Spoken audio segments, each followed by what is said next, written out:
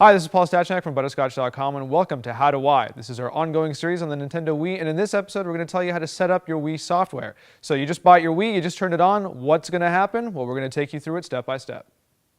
So the first thing you're going to want to do, obviously, is turn on your Wii. So press the power button, and you're going to be prompted with this menu. It's a welcome menu. It essentially tells you to press A to continue, so that's what we're going to do here. And now you're going to be taken through the first step of the setup, which is selecting your language. In this case, English is set up by default, but you can also see you have Francais and Español. Because we we speak English, we're just going to press confirm. Next up, sensory bar position. Generally, some people have them above their TV. You can also choose below. In this case, ours will be above. So I select it, press confirm. Next, we'll be prompted to select the date. So just select what the current date is, and again, confirm with the A button. Then you'll be prompted for the time. It's the same process. Select your time, and then hit confirm. Next up is the widescreen settings. If your TV is 4:3, you're going to want to select this option. However, if you have a widescreen television or a 16:9 one, select that. That way you're going to have the proper aspect ratio when you're playing your games. When you press confirm, you're basically going to get a warning just reminding you of the same thing I said. Just be sure that if your television is widescreen, you set to widescreen mode. Next up is the console nickname. This is pretty straightforward. You just want to assign it a name of some sort. In this case, we're going to name it Butterscotch after our studio. There is a limit for characters, so you'll see it's a little awkward here, but it doesn't really matter. This is just primarily for your benefit. Once you're done, hit confirm. Now you're going to be asked to choose your country of residence. In this case, we're in Canada, so we're going to select that. And once you're done, click the country and select OK. Next up is the parental controls. Now, we find that this may be important for parents, so we're actually going to go through this step. Parental controls basically allow you to control various aspects of your Wii. So whether your kids can go online or whether they can use certain functions. In this case, we have to start off by making a PIN number so that the adult can only log in to certain features. Choosing a PIN is simple. You select the white space, enter your PIN number. For the purpose of this, we'll use 1, 2, 3, 4 because it's just really simple to remember. Once you're done, you hit OK. You hit OK again, and now you'll be asked to confirm this number. So again, hit the white space. You'll be prompted to type in the password you just typed in. Hit OK. Once again, hit OK in this menu, and there you go.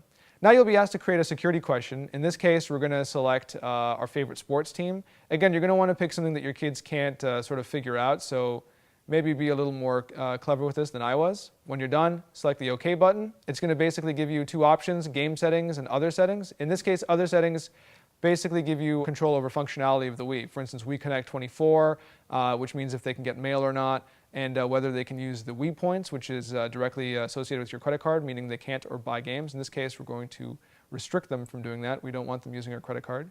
Here is the limit of the message boards, meaning that the children can't use the mail program, so we're going to restrict that. And this is the use of the internet channel. I don't have a problem with my kids using the internet, so I'm going to actually leave this not restricted. Same goes for the news channel. So we just hit confirm. And now we have the PIN set up, and we also have our other settings set up, so we're done. Settings complete.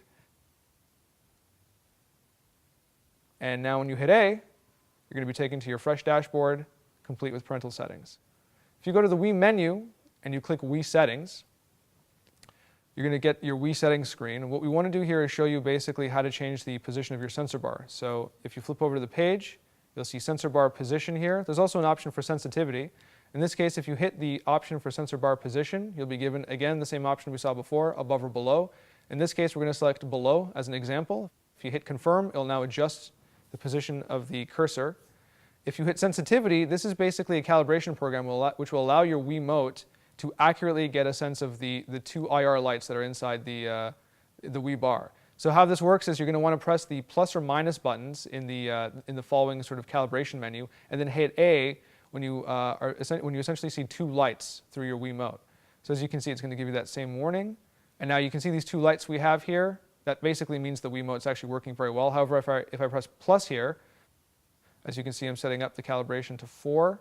You're going to see that, and not 5, you're going to see there's a third light. So that means there's another kind of light source in the room that's going to be conflicting with the Wiimote. See, now we actually have 4 here. So again, I'm going to press minus on the Wiimote. I'm going to turn it down.